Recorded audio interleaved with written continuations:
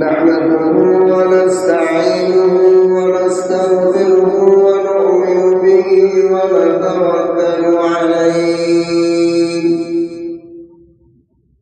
ونعوذ بالله من شرور أنفسنا ومن سيئات أعمالنا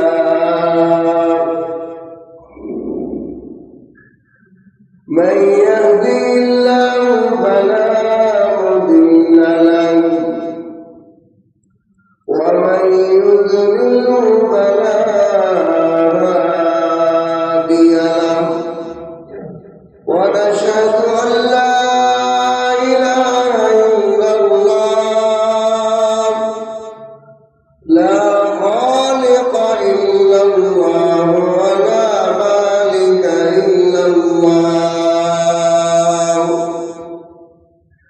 ونشهد أن سيدنا وسندنا وحبيبنا وطبيب قلوبنا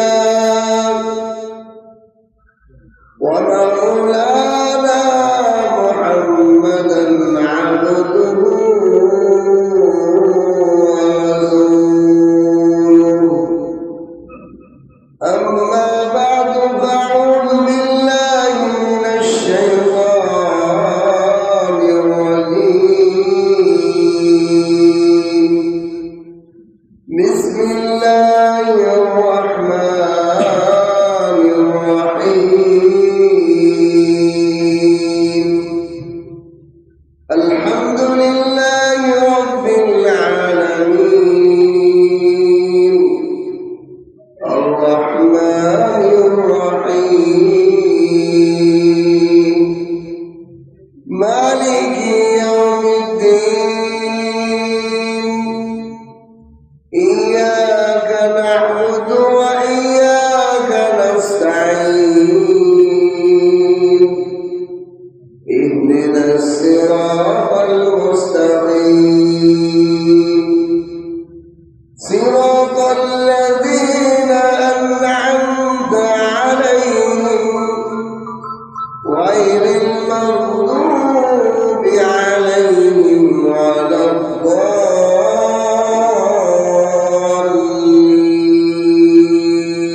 الضالين وقال النبي صلى الله عليه وسلم أول ما يدعى إلى الجنة يوم الذين يبحثون في السراء والضراء أو كما قال عليه الصلاة والسلام بارك الله لنا ولكم في القرآن العظيم ونفعنا وإياكم بالآيات والذكر الحكيم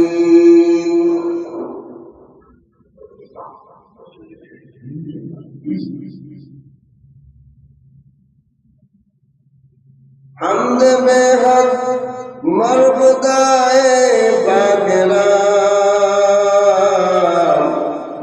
आखिरी मदद मुझते कागरा حمد बेहद मरबुदाए पाकरा आखिरी मदद मुझते कागरा بلغ العلا بكماله كشف الدجى بجماله حسنت جميع خصاله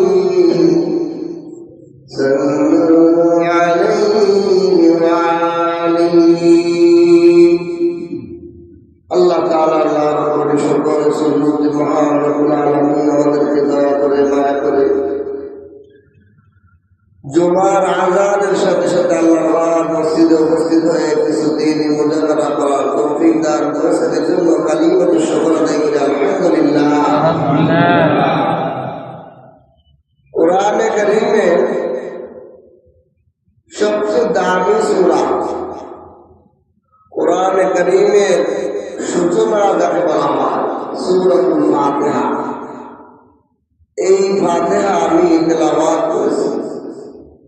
আল্লাহ তাআলা যদি তৌফিক দান করেন এই সূরা ফাতিহার তাফসীর আমরা আলোচনা করব। আমার তৌফিক ইল্লা বিল্লাহ, বলেন আমিন। আমিন।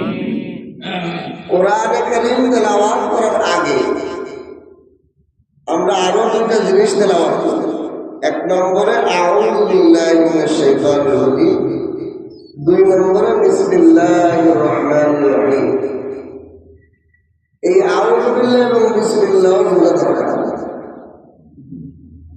আউযু বিল্লাহি মিনাশ শাইতানির রাজীম এর অর্থ আউযু, আমি আশ্রয় চাইতেছি, বিল্লাহ আল্লাহ তাআলার নিকট, মিনাশ শাইতানির রাজীম মানে বিতাড়িত শয়তান থেকে। তাহলে পুরা বাক্যের অর্থ হইল আমি আল্লাহ তাআলার নিকট বিতাড়িত শয়তান থেকে আশ্রয় চাইতেছি। এই যে বাক্য কোরআন তেলাওয়াত করার আগে পড়তে হয়, কিন্তু কোরআনে কারীমের মধ্যে কোথাও আউযু বিল্লাহ লেখা থাকে? কোরআনে কারীমের কোথাও কি নাই আউযু বিল্লাহি মিনাশ শাইতানির রাজীম লেখা নাই? আমাকে এক নাস্তিক এই প্রশ্ন করেছে যে হুজুর, আপনারা সমস্ত হুজুররা ভুল করেন। আমি বললাম, জনাব আমি একটা মানুষ, আমার ভুল হতেই পারে, যদি কোনো ভুল হয় আমাকে অবগত করলে আমি শুনছিয়ে নিব। বলেন কি ভুল? আপনার একান্ন সব ভুলদের ভুল। আমি বললাম কি ভুল? আমি কোরআনে কারীম 3 বার খতম করছি, কোথাও আউযু বিল্লাহ লেখা পাই নাই। আপনারা এখন কোরআন পড়ছিলেন আউযু বিল্লাহ। আমি বললাম, জনাব আমরা যারা আলেম এবং হাফেজ কোরআন, যারা কোরআনের আলেম, তারা তো আমরা দেখি কোরআন শরীফের মধ্যে আউযু বিল্লাহ লেখা আছে, আপনি তো দেখেন না কেন? হুজুর আমার চোখ চশমা লাগাই নেই, আমার চোখ পাওয়ার ঠিক আছে, আমি দেখছি পুরা 3 বার ধারাবাহিক খতম করছিলাম। আপনারা সমস্ত হুজুররা ভুল করে, কোরআন শরীফের মধ্যে আউযু বিল্লাহ লেখা নাই, আপনারা আমাদের এটা পড়তে আউযু বিল্লাহ, এটা জিনিস নাই কোরআনের মধ্যে, তারপর আপনারা এখন পড়তে হবে। আমি বললাম, জনাব আমি যদি একটু আপনাকে কিছু আলোচনা করি, আপনি নিজেও দেখতে পারবেন কোরআনে কারীমের মধ্যে আউযু বিল্লাহ দিয়ে ভরা। কেমনে? কোরআনে কারীমের 114খানা সূরা আছে। এই 114খানা সূরার মধ্যে একটি সূরার নাম হলো সূরাতুন নাহাল। এই সূরাটা নামের অর্থ হলো মৌমাছি। সূরাতুন নাহাল মৌমাছি সূরা। এই সূরার 98 নম্বর আয়াতে আল্লাহ তাআলা একটা সূত্র, একটা নীতিমালা দিয়ে দিয়েছেন। কি নীতিমালা? وَإِذَا قَرَأْتَ الْقُرْآنَ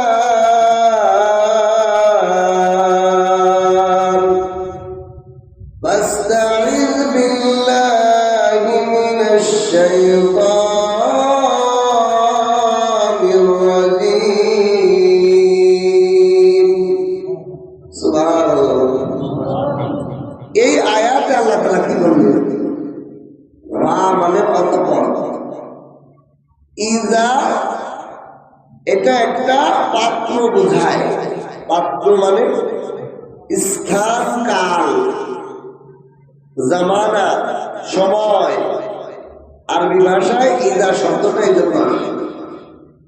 অর্থাৎ ইজা মানে হলো যখন, যেই সময়, যেই শব্দে, যেই আয়াতে, যেই লফজে, যেই সূরায়, যেই পারায়, যেই আয়াতে, যেই যেই শব্দে করাতাল কোরআন, আপনি কোরআন পাঠ করা শুরু করেন। ফাইজা করাতাল কোরআন, আপনি কোরআনে কারীমের যখন, যেই সময়, যেই আয়াত, যেই সূরা, যেই লফজ, যেই বাক্য দিয়ে কোরআন পড়া শুরু করবেন, ফাস্তাইজ, আল্লাহ বলেন তুমি আশ্রয় চাও, বিল্লাহ আল্লাহ তাআলার নিকট, মিনাশ শাইতানির রাজিম, বিতাড়িত শয়তান থেকে। এই জন্য কোরআনে কারিমে আউযু বিল্লাহি মিনাশ শাইতানির বলে আছে, আস্তাইযু বিল্লাহি মিনাশ শাইতানির রাজিম। আস্তাইযু বিল্লাহি মিনাশ শাইতানির রাজিম মানে হলো তুমি আশ্রয় চাও আল্লাহ তাআলার নিকট মিন শয়তান, বিতাড়িত শয়তান থেকে। এখন বলেন, আপনাকে যদি কেউ আদেশ করে যে আপনি চান, তুমি চাও, তাহলে এই আদেশ মানতে গেলে আমাকে কি তুমি চাও বলতে হবে না আমি চাই বলতে হবে? আমি চাই বলতে হয় না? আমাকে যদি কেউ বলে খতিব সাহেব আপনি ইমাম সাহেবের কাছে চান, আপনি চান, আমি যে বলবো আপনি চান নাকি আমি বলবো আমি চাই? আমি চাই বলতে হয় না, আদেশ মানতে হবে। আল্লাহ বলছেন তুমি আশ্রয় চাও, আল্লাহর এই আদেশ মানতে হলে আমাকে বলতে হয় আমি আশ্রয় চাই। তা আমি আশ্রয় চাই আরবি কি? আউযু। ফাস্তাইজ মানে তুমি আশ্রয় চাও, আর আল্লাহর এই আদেশ আমাকে মানতে হলে বলতে হয় আউযু বিল্লাহি মিনাশ শাইতানির রাজিম। বুঝতে পারছেন? আর ওই যে ফাইদা করাতাল কোরআন, কোরআনের যেই শব্দ, যেই আয়াত, যেই সূরা, যেই পারা, যেই পৃষ্ঠা, যেখান থেকেই পড়ো আল্লাহ বলছেন তুমি আশ্রয় চাও। তাহলে আমি কোরআনে কারিমের যেখান থেকেই পড়া শুরু করি আল্লাহর এই আদেশ মানতে হলে আমাকে আউযু বিল্লাহ পড়তে হয় কিনা? আমি বললাম জনাব, এই সূত্র এবং নীতিমালা অনুযায়ী কোরআনের এমন কোন শব্দ নাই যার উপরে আউযু বিল্লাহ লেখা নেই। ঠিক আছে? কয় হুজুর সরি, কয় হুজুর সরি, হুজুর সরি করে তো হবে না। আপনি তো সমস্ত আলেম ওলামাদের আল্লাহর প্রিয় বান্দা নবীর ওয়ারিসদের ভুল করছেন, কিন্তু বেয়াদবি। কি যে জানেন না তাও জানেন না, আবার আলেমদের ভুল ধরে, এটা তো বেয়াদবি। বলতে পারেন যে আমি বুঝতে পারতেছি না, ওদের বুঝাই দেয়, ঠিক কিনা?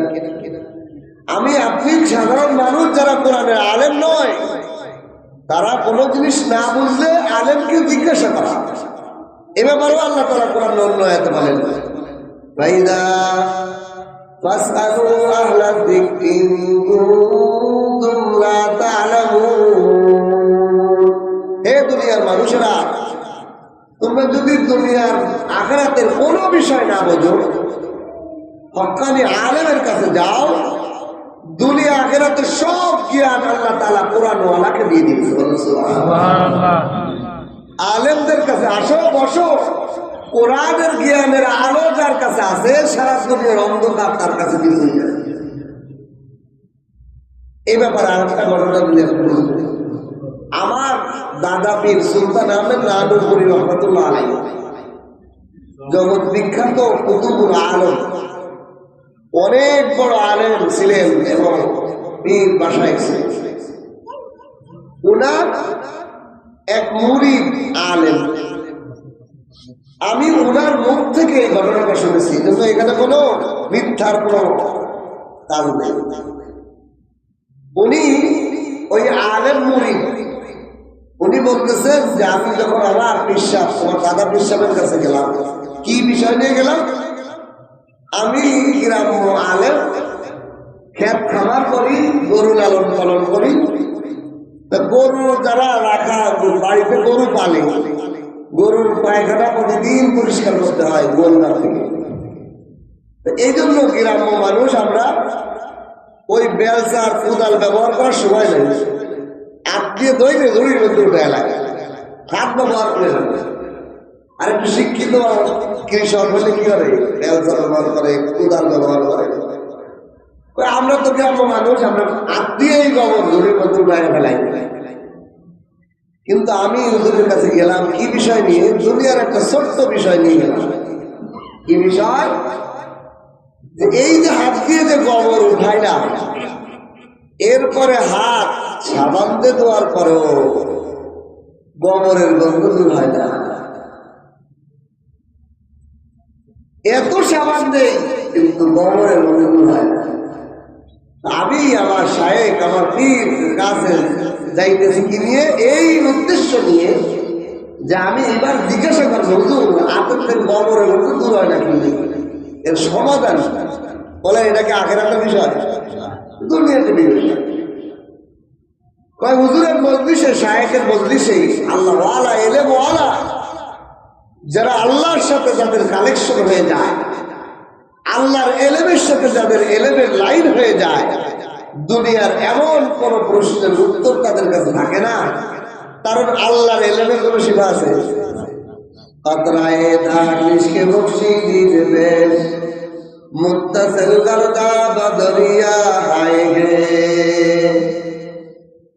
যার কলমের সাথে আল্লাহর সাথে সম্পর্ক হইয়া যায়, তার উদাহরণ কি? তার উদাহরণ হলো টিউবওয়েলের সাথে যদি সাগরের পাইপ লাগা থাকে, ওই টিউবওয়েল দিয়ে যদি কিয়ামত পর্যন্ত পানি উঠান, পানি কোনদিন শেষ হবে?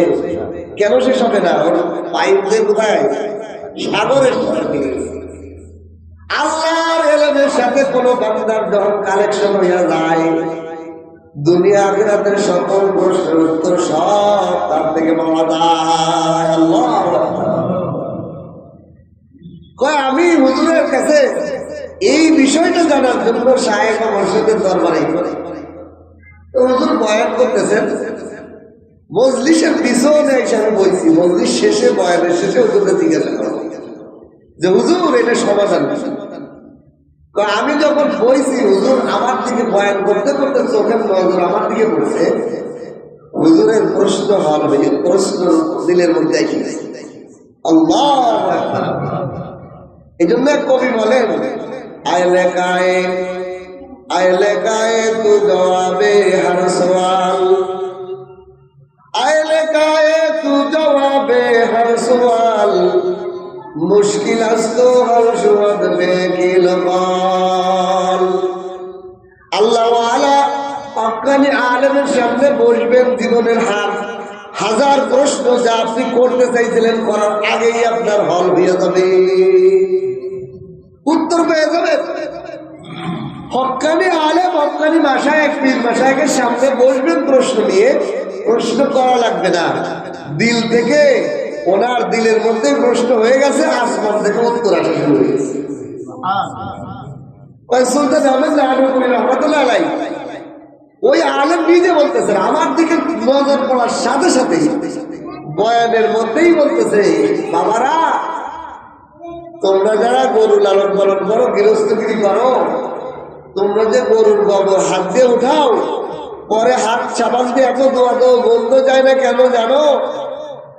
কারণ হলো আল্লাহ তাআলা আমাদের মাথার তাল থেকে পায়ের তাল পর্যন্ত সারা শরীরে লোমকূপ রাখছেন। লোমকূপ, হাতের তালুর মধ্যে হাজার হাজার ছিদ্র আছে, যদিও আমাদের চোখে আমরা দেখি না। যেই ছিদ্র দিয়ে শরীর থেকে ঘাম বের হয়, যেই ছিদ্র দিয়ে মুখ দিয়ে মশায় আমাদের রক্ত পান করে, এটা সূক্ষ্ম সূক্ষ্ম ছোট ছোট ছিদ্র।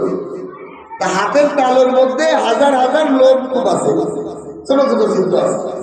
এই সূক্ষ্ম হাতে যখন তোমরা গোবর, কাঁচা গোবর ধরো, এই লোমকূপের গর্তের মধ্যে গোবরের রস আগে ঢুকে থাকে, ঢুকে এটা ফিল আপ হয়ে গেছে।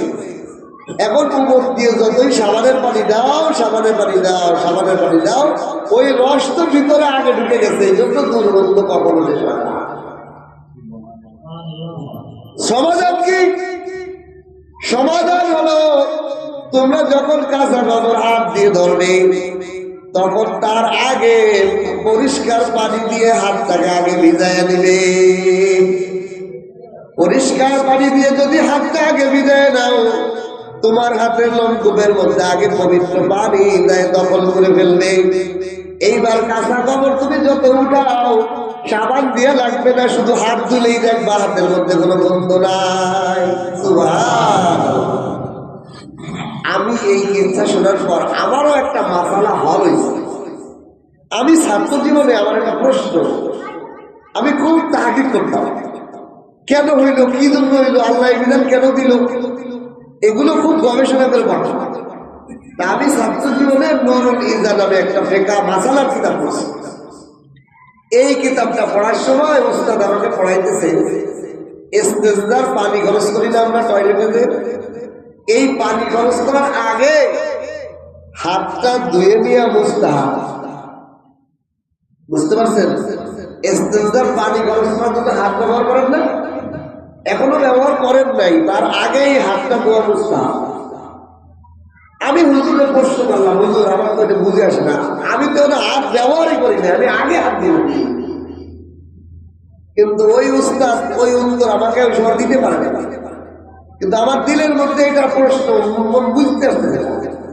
এমন একটা জিনিস মুস্তাহাব, এটার তো কারণ খুঁজে পাই না। আমি তো এখনো আমার ইস্তেনজার পানি খরচ করার জন্য হাত ব্যবহারই করি নাই, কেন আমার আগে হাত ব্যবহার করা মুস্তাহাব হলো? এই ঘটনা শোনার পর আমার হল হয়ে গেছে। আল্লাহ রাসূল সাল্লাল্লাহু আলাইহি সাল্লাম 1400 বছর আগে আমাদেরকে ইস্তেনজার পানি খরচ করার আগে হাত ধোয়া কেন মুস্তাহাব করলো? ও মুসলমান, হাতের মধ্যে শুকনা, হাতের মধ্যে লোমকূপ আছে। আমি যদি ইস্তেনজার ময়লা যুক্ত পানি আগেই ব্যবহার করি, আমার হাতের লোমকূপের মধ্যে ময়লা যুক্ত পানি আগে ঢুকবে, এইটা দোয়ার ঢুকতে যখন না পারে, এই জন্য আল্লাহ রাসূল আগে আমার হাতটা ধুইতে বলছে। আল্লাহু আকবার। ইসলামের সৌন্দর্য কত সৌন্দর্য, ইসলাম কত সেনসিটিভ। আমি যখন একজন বিসিএস, বাংলাদেশ বিসিএস কেনা এই ঘটনা খেয়েছিলাম, তো উনি বলতেছে এটা তো সায়েন্সিক ব্যাখ্যা। আমি বললাম কি কোরআন হাদিসে কি সায়েন্সিক ব্যাখ্যা নাই? আল্লাহু আকবার। আমার নবী আমার আল্লাহ কি সায়েন্সের গুরু না, সায়েন্স আবিষ্কারক না? আপনি কি বুঝাইতে চান? সায়েন্স বানানোওয়ালা আল্লাহকে সব সায়েন্স জানেন না, আর আল্লাহ নবীরে কি শিখান নাই কোথায় সায়েন্সের ব্যাখ্যা লাগবে? আল্লাহ কি জানান না? আল্লাহ। এই জন্য জানলেওয়ালা না জানলে কার কাছে যাইতে হবে? কোরআনওয়ালার কাছে যাইতে হবে। দুনিয়া আখিরাতের যে কোনো বিষয় হক্কানি আলেম কোরআনওয়ালার কাছে আপনি যান, সব আপনার হল হয়ে যাবে, উত্তর পেয়ে যাবে প্রশ্ন করার আগে। ওই আলেম আমাকে বলতেছে, আমি প্রশ্ন করার আগে বলছি বইছি, আর এর মধ্যে উত্তর দিয়ে দিচ্ছি। এরকম উত্তর পাইলে বললাম মনটা বারবার হয়ে যায়। আমার মনে প্রশ্ন, প্রশ্ন করার আগেই উত্তর পেয়ে যাবে। এখন এই জন্য আউযু বিল্লাহি মিনাশ শাইতানির রাজিম কোরআনে কারীমের মধ্যে আছে। কি বলেন? আছে কোরআন শরীফের মধ্যে, দেখা যায় না কিন্তু আছে। এখন প্রশ্ন হলো, আল্লাহ আউযু বিল্লাহ লিখে দিতে শুনতে লিখে দিলে সমস্যা আছে, কারণ কোরআনে কারীম যেখানে আউযু বিল্লাহ লিখে দিবে ওইখানেই শুধু পড়া, যেখানে লেখা নাই সেখানে পড়া নাই। কিন্তু আল্লাহ তো চায় তুমি যেখান থেকে পড়া শুরু করো সেখানেই আউযু বিল্লাহ ধারণা থাকে। এই জন্য আল্লাহ সূত্র দিয়ে আউযু বিল্লাহ কোরআন শরীফে দিয়ে দিয়েছে। সূত্রের মাধ্যমে, নীতিমালার মাধ্যমে আল্লাহ তাআলা কোরআনে কারীমকে অস্পষ্ট ভাবে ওই যে ধরে নেওয়ার মতো, অঙ্কের মধ্যে কয় না ধরে নিলাম, হাতে থাকলো 2, ধরে নিলাম 1 আছে, এরকম ধরে নেয় না? কোরআনে কারীমের মধ্যে প্রতিটা শব্দের উপর আউযু বিল্লাহ লেখা আছে। এখন যাদের কোরআনের জ্ঞান নাই তারা তো বলবে কোরআন শরীফে আউযু বিল্লাহ। এখন আসেন আউযু বিল্লাহ কেন পড়তে হবে? আউযু বিল্লাহ কেন আমরা পড়বো এটাও তো বোঝা দরকার। আউযু বিল্লাহি মিনাশ শাইতানির রাজিম, পরম আল্লাহ তাআলার নিকট আমি আশ্রয় চাই, আল্লাহ তাআলার নিকট বিতাড়িত শয়তান থেকে। কেন? আগে বোঝেন শয়তান থেকে কেন আশ্রয় চাই?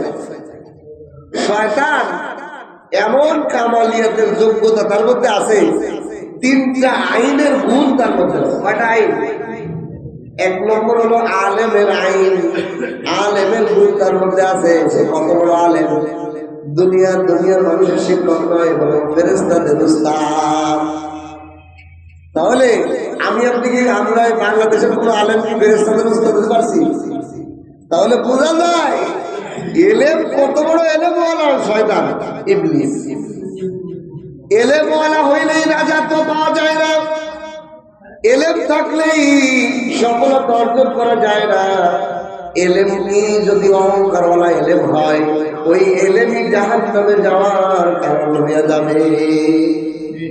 এলেম মাপকাঠি নয়, আমি অনেক জানি এই জন্য জানলেই আমি নাজাত পেয়ে যাব না। আমার মধ্যে জানার মাধ্যমে যদি আমার বিনয়তা না থাকে, তাহলে এই জানাটা অহংকার হয়ে আমার জাহান্নামে যাওয়ার কারণ হবে। এই জন্য ইমাম শাফি রহমতুল্লাহ আলাইহি বলেন, আলেম চার প্রকার। কয় প্রকার? এক নম্বর আলেম হলো যার এলেভেনের পর সে বলে, দুনিয়ার কেউ আমার তো বেশি জানে না, আমি বেশি জানি। এলো প্রথম দরকার আলেম, যে এলেম পাওয়ার পর মনে হলো যে আমারটা কিনা বেশি জানে, একটা আমি বেশি জানি, এই মনে হলো। দুই নম্বর দরকার আলেম যাদের এদের থেকে আর একটু বেশি এলেম, তারা মনে করে না আমি জানি, আমার আমি যে এলেম জানি আরো এলেম অজানা আমার আছে, আমি যেটুকু এলেম জানি আমার থেকে আরো কিছু অজানা এলেম আছে, এতটুকু মনে করে। এর থেকে যারা আর একটু বেশি বড় আলেম, এরা মনে করে না আমি যে জানি এই জানার বহু অজানা আরো রয়ে গেছে, বহু অজানা আরো রয়ে গেছে। আর চার নম্বর তবকায় আরো বেশি যারা গভীর আলেম, সর্বোচ্চ যারা এলেমের অধিকারী, তারা মনে করে আমি দুনিয়ার কিঞ্চিত এলেম জানি, বহু বড় এলেমের ভান্ডার বাকি রয়েছে। আসলে আমি হলো এই জামানার সবচেয়ে বড় মূর্খ। এলেমের ভারে যার মধ্যে প্রকৃত এলেম আসে, সে মনে করে আমি কিছুই জানি না, আমি সবচেয়ে বড় মূর্খ, নিজেকে মূর্খতা দেখে। নিজের মধ্যে এলেম যেটুকু আসছে, এর দ্বারা সে কি দেখছে, তার এলেমে তাকে বলে তুমি কিছুই জানো না, তুমি যে মূর্খ, তার এলেমে এইটা বুঝাই বিনয়। ইবলিসের এত বড় এলেম ছিল, সে অহংকারী হয়ে গেছে। ইবলিস এত বড় এলেমের অধিকারী। দুই নম্বর হলো ইবলিস আবেদের আইন তার মধ্যে আছে। আবেদ লিখতে আছে, এই আবেদের গুণও তার মধ্যে আছে। কিরম আবেদ? আচ্ছা, আপনারা যারা আমরা এই মসজিদে যারা নামাজ পড়ছি 20 বছর 30 বছর, মসজিদ হল থেকে 30 বছর 45 বছর নামাজ পড়ে, এই মসজিদের কোন মুসল্লি বুকে হাতে বলতে পারবে এই মসজিদের সমস্ত জায়গার মধ্যে সে একটা একটা করে চিন্তা দিচ্ছে?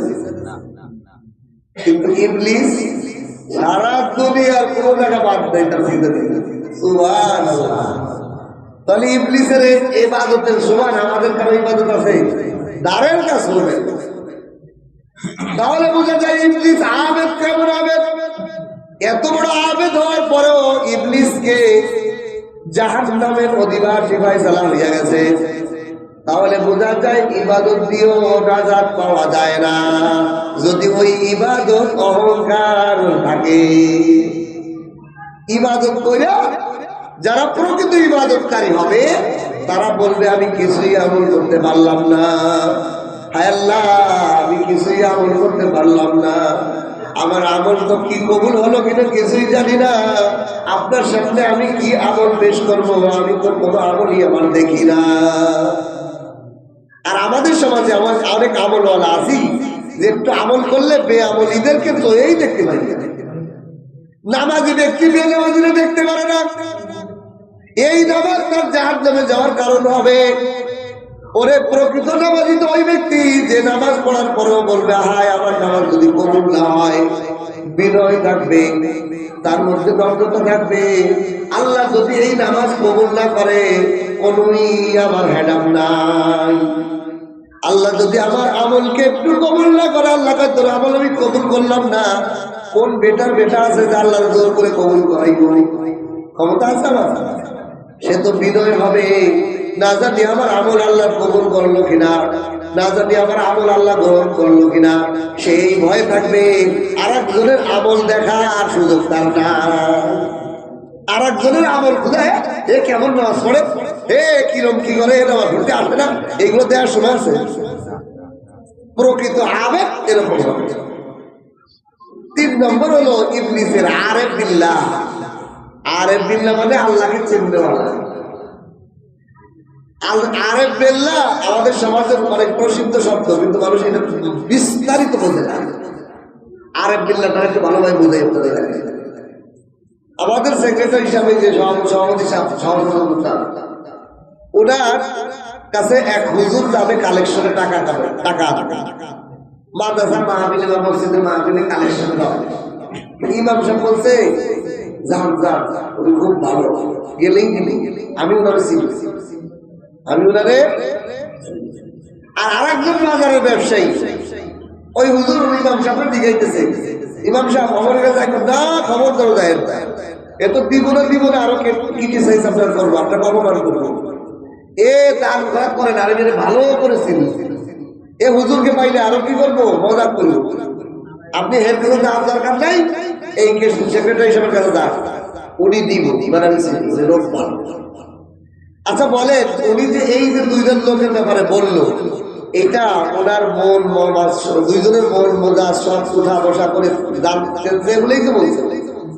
আর বাস্তবেও দেখা যায় ওনার কাছে গেলে পায়, আর ওই ব্যবসায়ীর কাছে গেলে পায়।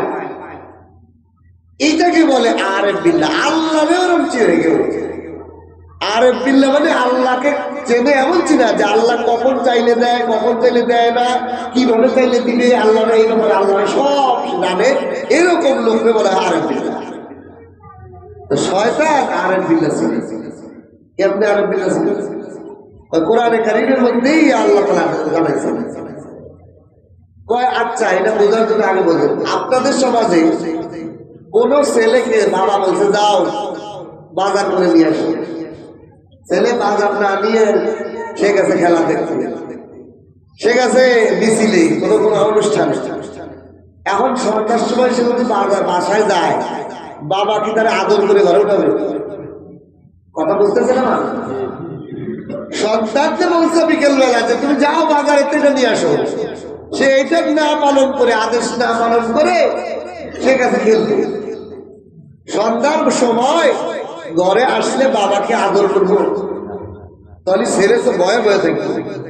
অথচ ছেলে যদি ওই সময় যদি বলে আব্বা আমার একটা মোবাইল কিনে দেবো, বাবা মোবাইল কিনে দিব, তবে আমাকে আব্দুল্লাহ বা লাঠি আন, গোলামের বোধ কোথায় গেছিল, লাঠিটা আন।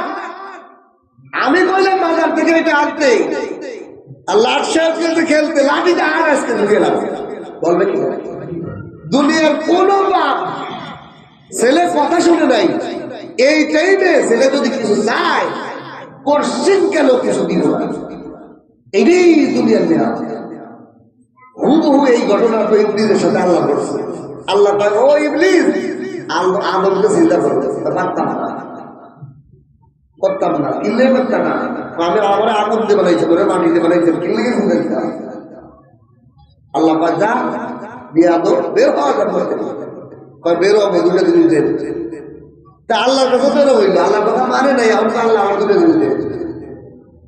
দুনিয়ার বাবা আদেশ না মানলে কিছু দেয় না, ওই টাইমে আল্লাহ রাগা দিত না, আল্লাহর আদেশ সে মানে নাই।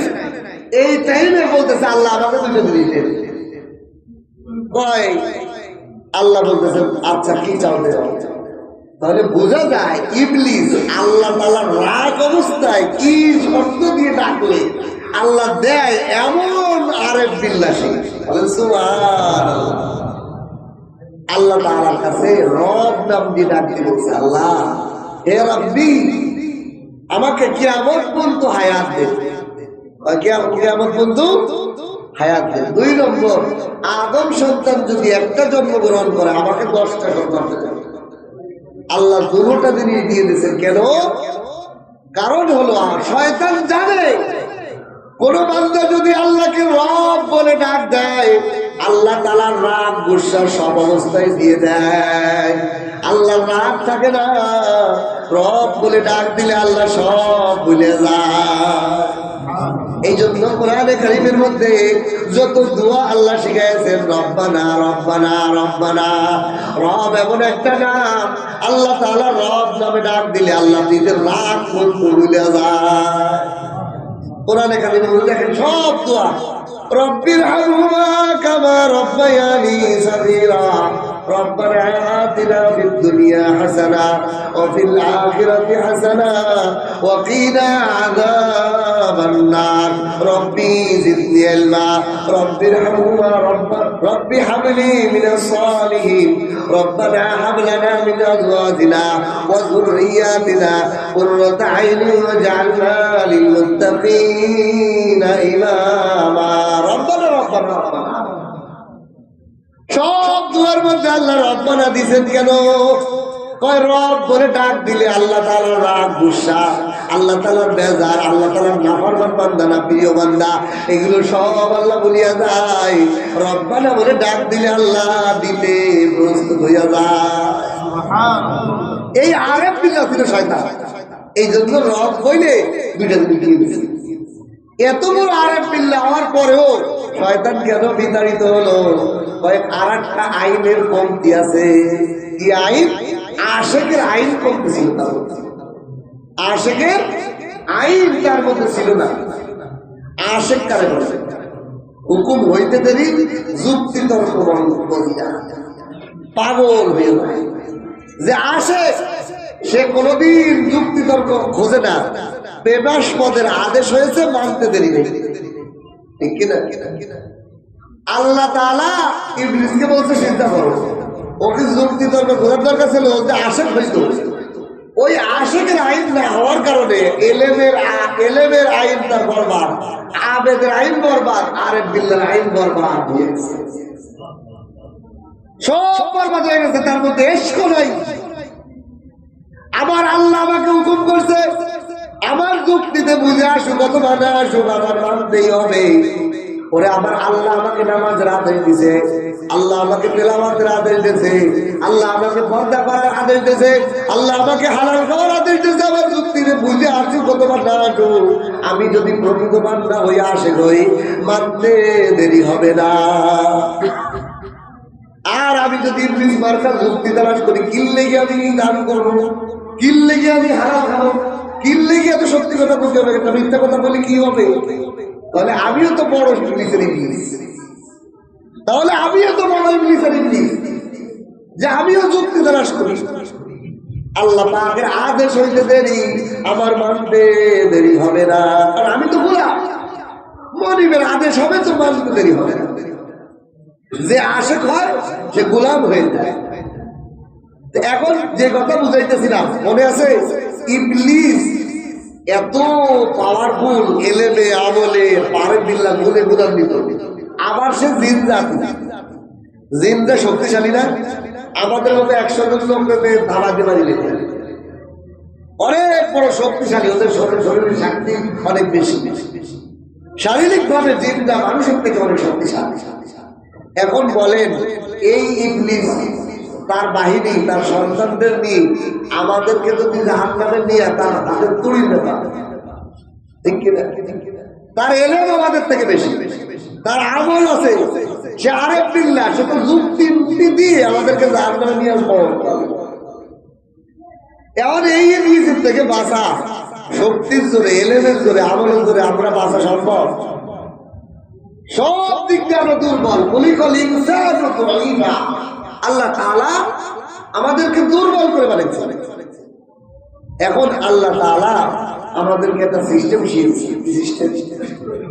একটা ছোট বাচ্চা, তারে একজন 20-30 বছরের যুবক হাত ধরছে।